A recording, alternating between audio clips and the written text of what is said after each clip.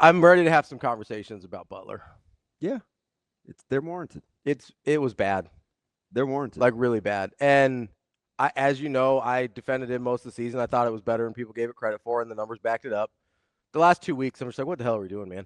Yeah. And you know the thing that like finally got me, and I think you were sort of maybe around the barn hinting at this earlier. I can't figure like I assume he's the one that decides who plays. And I'm over that. Like there's a lot of guys that play that I'm like, I don't know what we're doing, homie. Like I don't know how many times you can see like a linebacker in the wrong spot or a defensive lineman get washed out or a late run fit or somebody get fooled without a pump fake. And like, I don't know how many times you can watch that and not just say like, hey, I'm getting my ass kicked with you. I might as well try getting my ass kicked without you. See, that's how I felt. So I have to. Yeah, we can have this conversation. Like that's that. If I'm being honest, that's where my initial like, what are we doing here? Started is the substitutions or lack thereof, and then it kind of went to, hey, seems a lot like the adjustments aren't there once somebody figures it out. Yeah, so I think. So we'll start here. Like ultimately, I think. And I'm not even gonna pull a Sipple. Sipple be like, I got to be careful here. I don't really have to be careful, right? I mean, you can say whatever you want. I can say what I want. Yeah. And so there's two things. Number one, and I said this, people didn't like this, but it turns out to be true, right? So at the time when I said after Penn State, hey, listen, this is going to be people don't want to hear it, but it's like a character culture game. Yeah. That's all Iowa ever is. Yeah, always. A lot like Minnesota, frankly. It's all it ever is, which is why I'm always fearful that Nebraska struggles against teams that can do hard things over and over that are tough and over and over again. They just haven't been that team.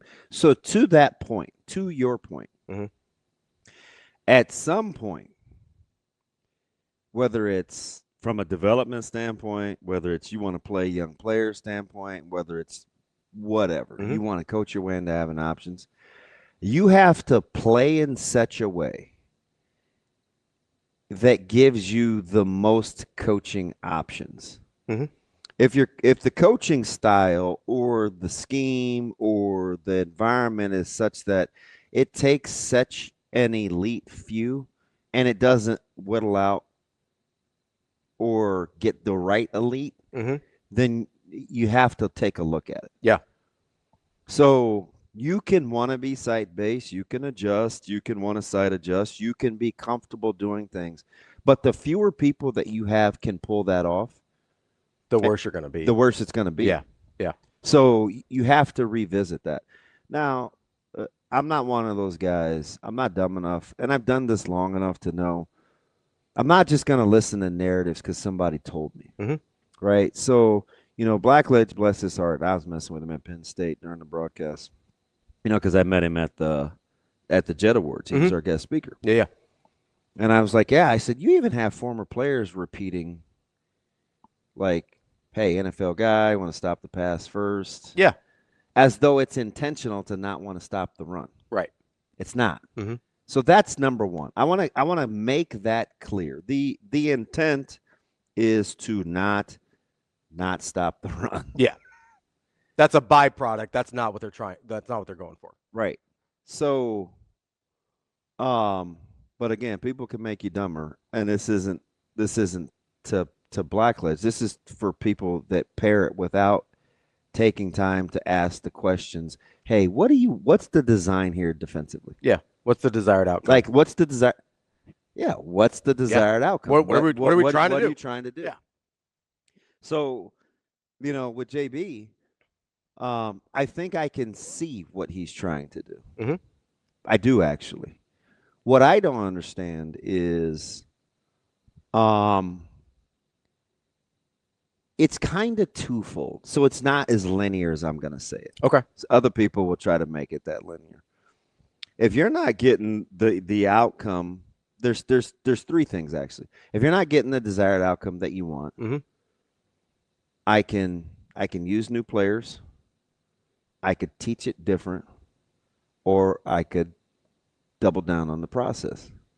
The one thing that I think, Or you could try and do something else schematically.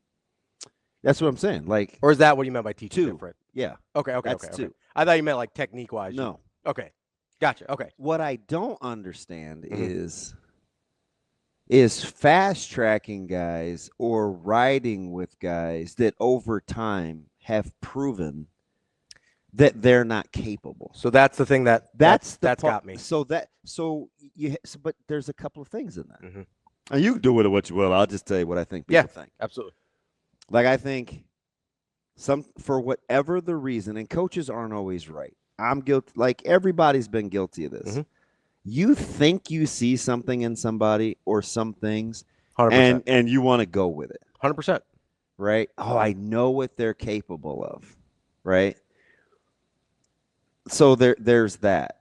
The other thing that you can do is if you can protect them too. Yeah, don't put them in positions where they can't but do what the you thing. can't do Yeah. is, because this is the way I do it, I'm going to make this fit come heck or high water. I'm going to be right about this eval, and this is the scheme that I want to run. That's where I think they're in trouble, or that has gotten them in trouble. Yeah.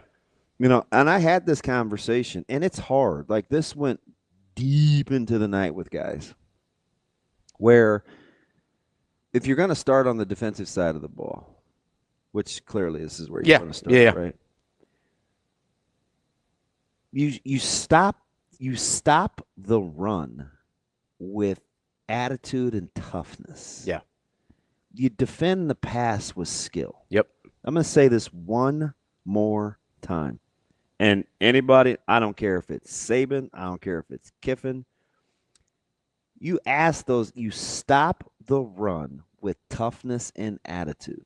You defend the pass with skill. So you have to teach it that way. Mm-hmm. Right? What you have to demand it that way. Yeah. Because what we're not talking about, that I think is very, very interesting, is the juxtapose. If you flip it around, Nebraska ran the football down Iowa's throat. Yep. They sure did. Right? Yep. And that's the unit that was supposed to be so maligned. Offensive line? Yeah. Yeah. All year. People just whining about O-line. There's no way around this. The offensive line physically dominated Iowa on Friday. You'll never see those kind of rushing stats in a loss that bad again. I bet you, not against that team. That was a top 12 rushing defense for Iowa nationally. Yeah. And a unit that no one liked all year, that frankly beat the hell out of Iowa. Do you know why? All day. Do you know why? Go ahead. Because they're tough. The offensive line? Yes. Yeah, they're mean-spirited. They're tough. Yeah. And for whatever you say about Pritchett, like, he's about that life. And I think he's got a hell of a lot better. Like, I think he's gotten really good. It's not even debatable. Like, he's really good. It's not even debatable. This is the guy we thought we were getting from Alabama.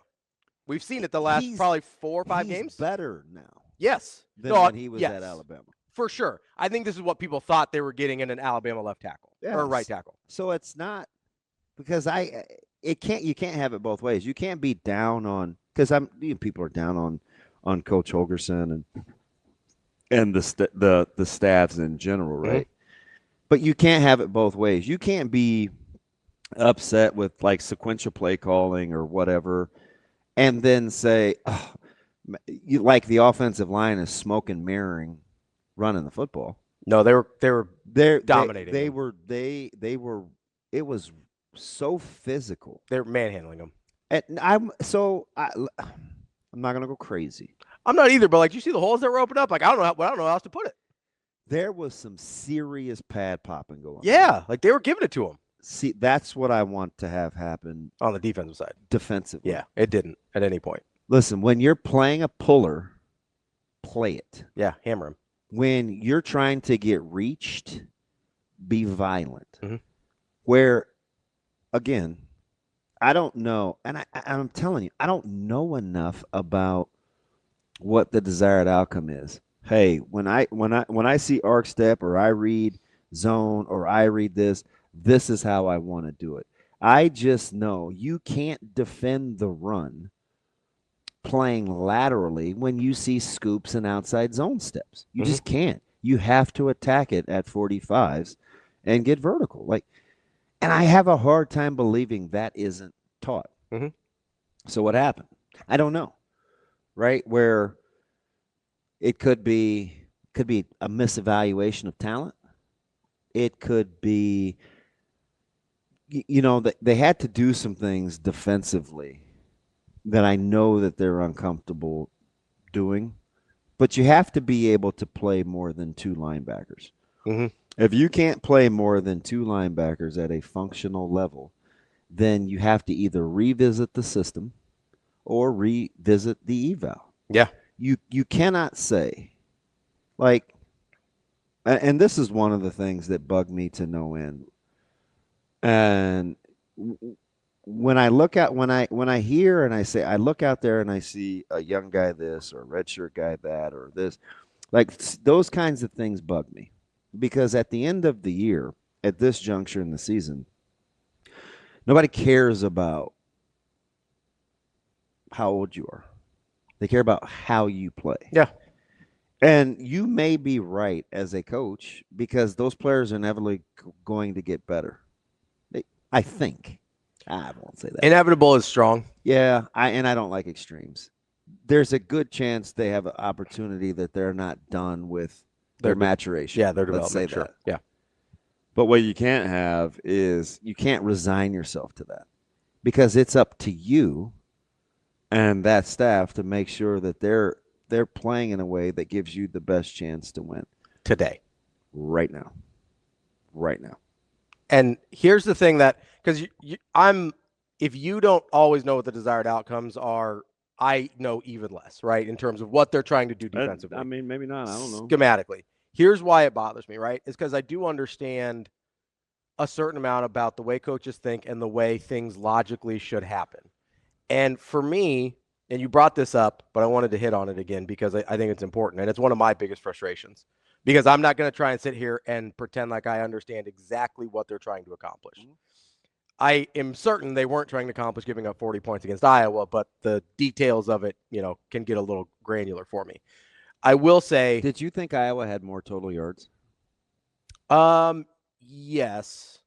Yes, just because it felt like it. It felt so bad in the second half. Like I was like, they had to have, yeah. Right? My thing can you live with 379? Yeah. I probably don't want to against Iowa. If I would have told you Moulton was going to go, whatever he went, was he 18 for 93?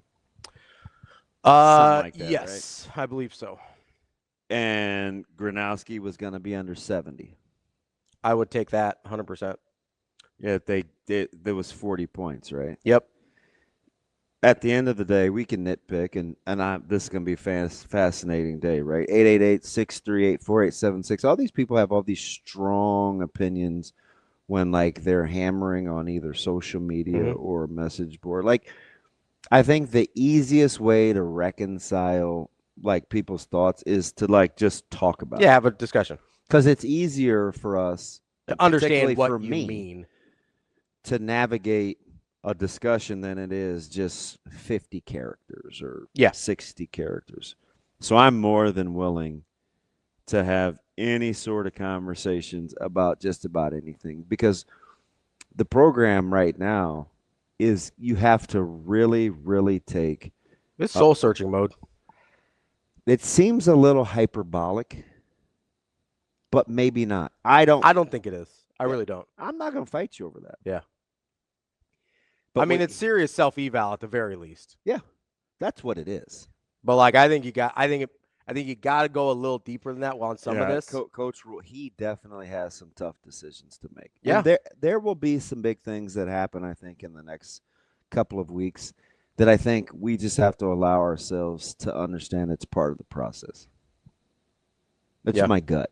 Yeah, that is.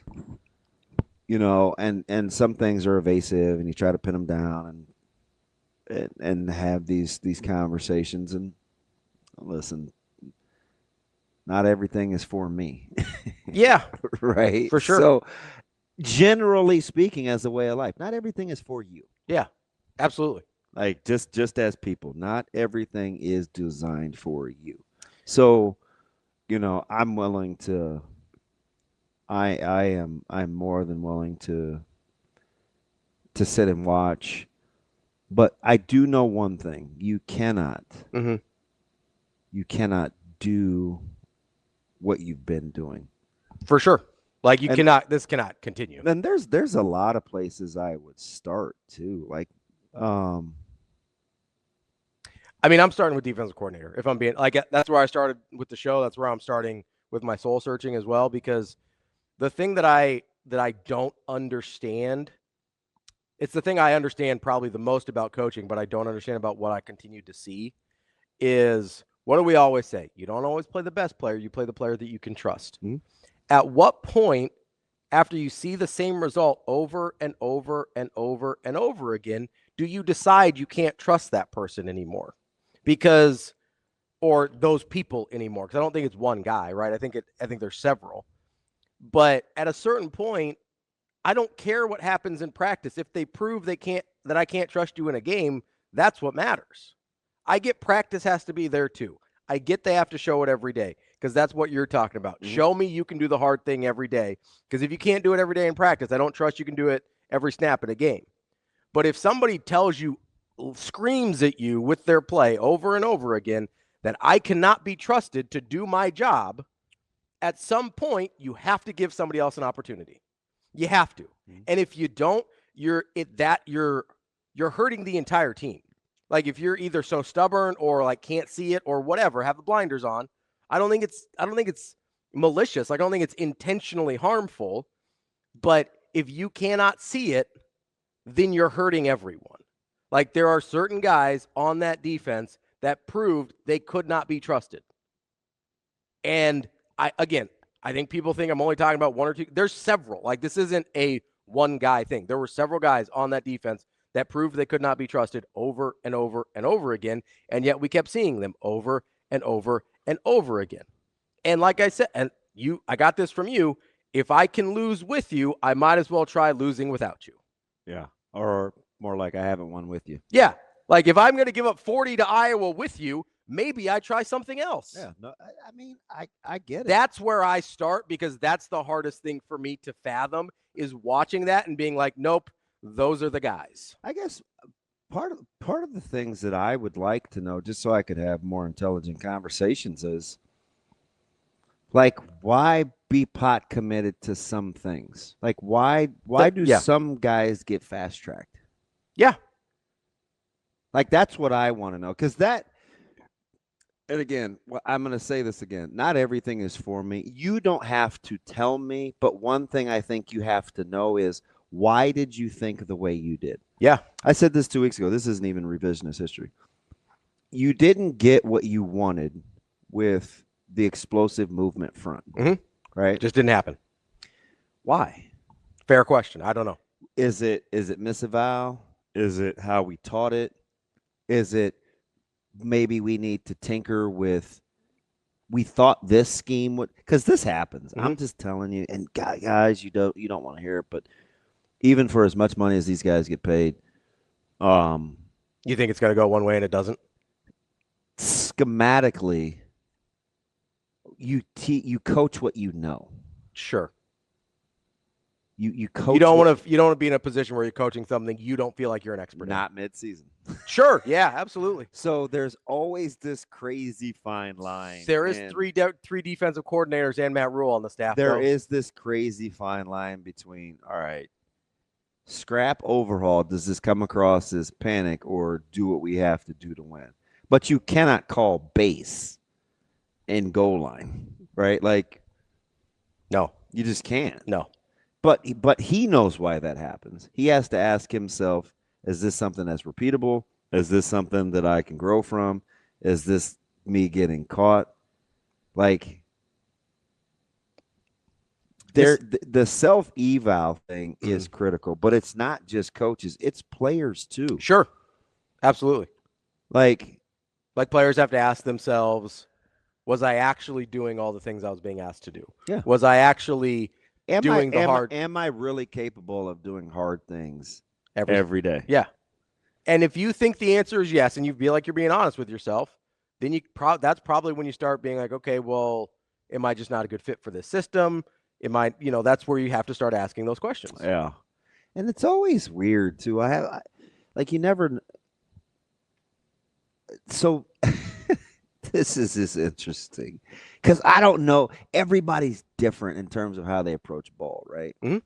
But there are two distinct times that I can remember getting my teeth kicked in, and both times the side that I was on acted the same way.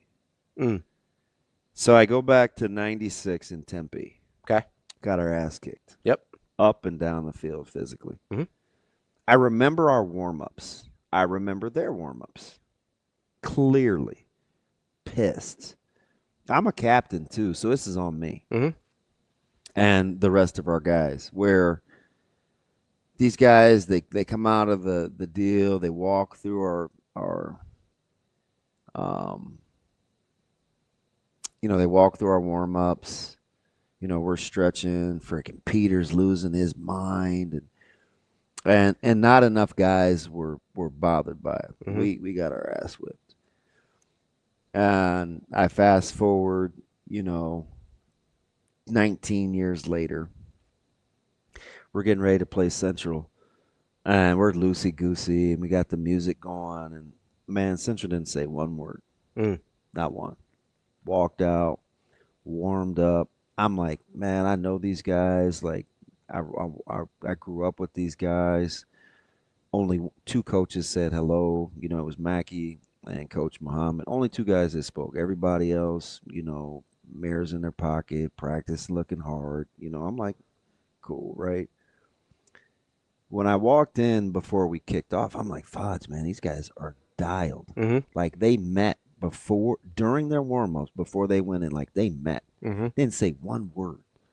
And they whipped our ass. Yeah. Right? So those two things stick in my mind. And I watch like just how people go about their business. Mm-hmm. And I have a hard time discerning between, do you know what's really coming, or are you just in your own zone? Yeah. At no point watching Iowa warm up Friday Mm-hmm. did I feel good about what was coming. Mm. Like at no point. So I don't know. Did that change when it started the way it did? And you're like, oh, Nebraska's kind of in this. So here, let me just finish real quick. Yeah. So when you're evaluating, can you do hard things every day? Yeah. Like players change, cultures change. Like Ja'Cory Barney isn't going to approach it the same way as, like, let's say Buddha Wright. Mm-hmm. Buddha isn't going to approach it the same way as Rocco Spindler. Mm-hmm. Right? So Nebraska comes out. They're moving the ball. Defensively, they look pretty solid. What Nebraska has to understand, or what I'd like to understand, is why does it not take very much for the wheels to come completely off? Mm. If you want to know the answer to what ails the program, you can talk development, you can talk whatever, and maybe it's tied to identity. I don't know. But one thing I would love to know is why, when it goes south, does it go south so fast? Yeah. That is, for me, that's emotional toughness. But if I'm not emotionally tough, it could be a multitude of reasons. Is it the day-to-day rigor? Is it deep down how I'm wired? Is it the situations that I've been put in that kind of cultivate this external trigger or this response? Is it just insecurity? Could be. Like, I don't know if I'm good enough. So for me, before you get to, I want Holgerson's head on a platter, I want Butler's head on a platter, I can't stand the way Braden before you get to any of that, you need to look at, like, I don't know if I would have said, if I would have, I don't know if I would have had the stones to say, don't be toxic towards the players. Right? Yeah. I know why he said it. Yeah. And I'm not knocking him for why he said it. But the need to be protective, some of that is just his personality. Sure. I've watched him parent. I've watched him around the house. Like, he's a caregiver by nature. He is going to want to protect you. But sometimes, like, you have to let folks go through it so they know what it's like to not feel that way. And then conversely, on the other hand, like, hope that people are mature enough to leave folks, like to leave the young men alone. Mhm. Money aside, I hear these idiots. Doesn't- "Oh, it I doesn't. also wasn't making such and such. Man, money doesn't. I've said this 1,000 times for 20 years, Mhm. right? I've been dumb with money. I've been dumb without. Money isn't the indicator. Yeah. It's not. And if it is, like, what's the It's dollar not. amount? I What's was- the I dollar w- amount that listen, it's okay to be a jerk? to I've somebody? done some stupid things in 2025, Mhm. and I've done some stupid things in 2005. Mhm. Right? Guess what wasn't an influence? How much money you were making? How much money I was making. Yeah. So, and maybe everybody's different, but there's three critical pieces that they really have to attack. Fortifying toughness, doing hard things every day. You have to blend having all the fine things that you get with wanting to recruit to Lincoln, Nebraska. Mhm. The amenities, the facilities, the fan base, you eat well with, that's fine. But we have to develop this toughness. So you have to be very conscientious on the day-to-day to lay it on the line. Mhm. Lay it on the line. This other stuff is a perk. Lay it on the line. This other stuff is the perk. That's coaches, that's players, that's everybody. That's number one. Number two is, how do we want to play? Like, who do we want to be? That's the identity part. Whoever that is, that's how you have to develop. That's how you have to recruit. I said this right after the pregame about buying crayons versus markers versus colored pencils. I'll know what medium I want to draw in if I know, shoot, I may need clay. Yeah. What you want the final product to look like. Yeah, if I want a pottery piece, shoot, I'm using clay, man. I'm not using markers. Yeah. Right? Crayon's not going to help you there. So whatever I want that to be, that's how I have to build my staff. Mhm. That's how I have to build my staff's temperament. And you may have to sacrifice aptitude and flexibility for fortitude and dependability. They don't have to be mutually exclusive. But if you were choosing one or the other. If you feel like you have to choose one or the other, take the people that are best reflective. Like, I'll play a less smart, tough guy that's willing to get his ass kicked than I will the uber talented guy that can give me the occasional havoc play. But he's not about that life. In this conference, you have to be about that life. Yes. For as good as we think Ohio State is talented-wise, they were tougher than Michigan. It's the first time they've been tougher than Michigan. Doesn't matter. They were tougher than Michigan. No, but that's what I mean. And that's why they won, right? Because that's Yeah. the first time they've been tougher than Michigan. For all of Indiana's whatever, Mendoza being up for the Heisman, that's a tough football team. Yeah. That's a tough football team. Absolutely.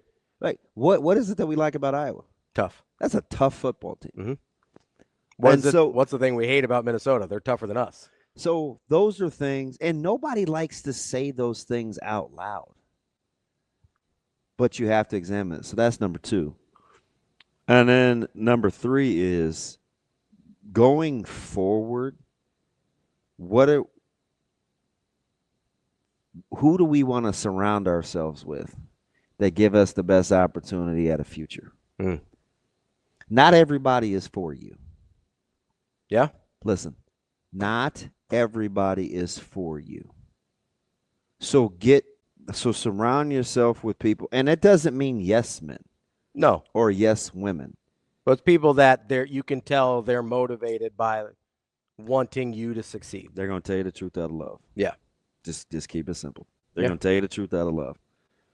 And sometimes you have to be willing to cheer for other people, and it may be at your own expense. Find those people. Let's get to Ben here. Let's talk a little Nebraska defense before we hit a break and get to Sam McEwen. Ben, what's going on, buddy? How we doing? Hey, just wanted to kind of dovetail the toughness discussion with the defensive woes. And it's kind of hard to be tough when you have the inability to get aligned, know your assignment, and execute. And to DB's point of playing two linebackers, if you're only going to play two linebackers, you have to have a safety who's going to be able to fit in the run game and do it consistently and get downhill. That doesn't appear to be an option with the safeties they're playing. And then likewise, also have to be able to recognize on play action or anything that involves backs out of the backfield if it's going to be a pass play. You can't get rubbed and get fooled on routes continuously. So, Ben, let me ask you something. I get it, right? And this is hard for me. So I need some help here. I'm just being honest. Anytime you talk about safety play, the elephant in the room is that I think I got a guy that's pretty good. I get it, right? So I have to be cognizant that I don't lack or that I'm being objective. Is this across the board for secondary play, or when you're talking about fits, you're talking about schematically for the total defense? I'm talking about schematically, specifically one player, but in each of the games where we've given up long runs, that one person's run fit, he's last in line, and he gets the most time to see it. So it shouldn't be so hard for him to get into the spot he needs to get to. He's consistently not in the right spot. And we keep getting creased on these outside zone plays where it's harder to fit for linebackers when you're closer because the defensive linemen can get pushed into different holes, and then you look like you're in the wrong spot when you're trying to read where they're going, and they actually make you in the wrong spot. So you got to be able to see that and be able to come up and fit and clean that up. And in this year, I did not see the ability to do that. And then I didn't see the ability to adjust for knowing you can't do it. So there's two problems. Let me ask you one more thing. Do you think it matters if you play 3, 4, or 5 down? No, I don't know, because you're trying to eat up blocks up front. I would want more guys in the second level that are more athletic to be able to run side to side to clean that stuff up than necessarily have 5 guys up front, because now you have 5 guys up front. If they get beat, you're a significant deficit there. So it doesn't matter, but you have to know how to do it.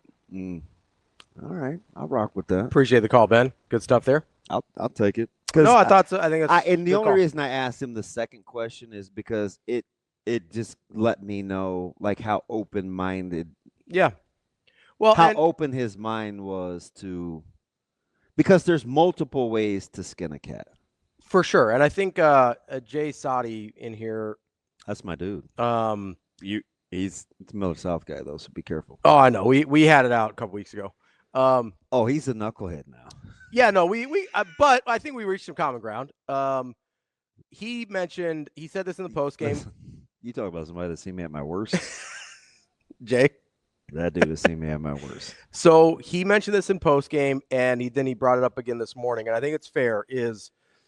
All right, talk to me. I think when people, because the 3 down versus 4 down versus 5 down reminded me of this.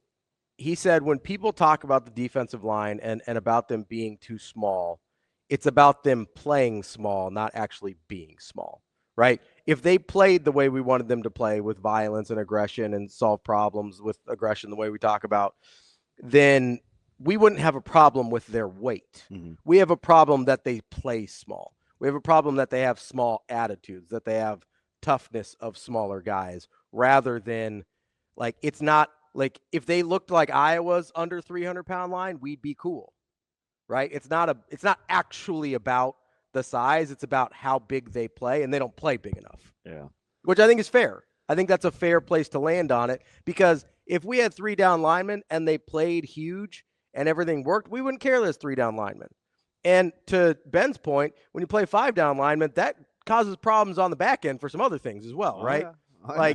There's a reason somebody, unless you're in goal line or like an obvious short yardage or something like that, like there's a reason people don't play 5 down linemen anymore. Like that's a really tough way to make a living if you're trying to do that on like a down-to-down basis. He didn't hesitate either. That's probably not a person I would mind talking to. He sounded like he was thoughtful about the way he was processing things. Yeah, and did you see how quick he answered? It wasn't a trap, but it just gave me an idea of what I was talking to. Yeah, very quickly. No, don't care what it looks like. Does 3, 4, or 5 matter? Yeah, he immediately said no. No. Didn't even have to think about it. So we got to move past that. Yeah, it's not about the number of down linemen. It's not about the size of the linemen. It's about how big or how well do these guys play. That's it. That's all we actually care about. I'm gonna say this at the risk of getting killed here, but fudge, man, I don't care. Let's let it roll. Let's do it. So, I had some really good conversations with DBJ Jr. and some of these guys last week and the week before last. I'm going to tell you one thing, and it's up to him to fix it. But of all the guys that you want to throw the moniker soft around, it isn't Coach Rhule. Now, I say that understanding full well he is the head coach. So he has to have every opportunity to correct it. But he's a lot of things. Soft isn't one of them. And again, I understand, right? I talk to him more than most, so I run the risk of sounding crazy. Sure. He's not soft. That's got some other tough decisions to make. That's not the place I would go with him for sure. But it's definitely not his softness. It's definitely not his softness. Now, my man Uncle Ronald, who said so they were tough last year, but not this year. I got to tell you something. Yes and no. Because we always hearken back to are we still talking defense? Yeah, I think so. Some people have to be not apologetic, but at least say, okay, maybe the offensive line wasn't as bad as I thought. Because when we throw these monikers around, you have to be careful. And you have to be that we're not labeling everybody. You have to be specific, because I don't think there's a chance. Whatever you felt about the offensive line, there's not a chance you can say they weren't tough or physical. Right. Like, you don't get they ran 4 plays, right? Now, there were some sweet little wrinkles, like, the pin pull, eye candy, the 2 false pullers. Like, I like the motion. And listen, Emmett was doing work. But don't get me wrong. Emmett was doing work. That line is not soft. You may not love their pass pro or whatever, but, not soft. Also, dirty little secret. If you had to list positional strengths going into next year. So I did this on the postgame show a little bit, because people were talking about, Do you know what time I left Lincoln? Not early enough. I don't know what took so long. Mm-hmm. So game was 11. You're done at 3. Ryan had already torn down his setup. Really? Yeah. When I walked over there. So what? You're like 5? 4:30?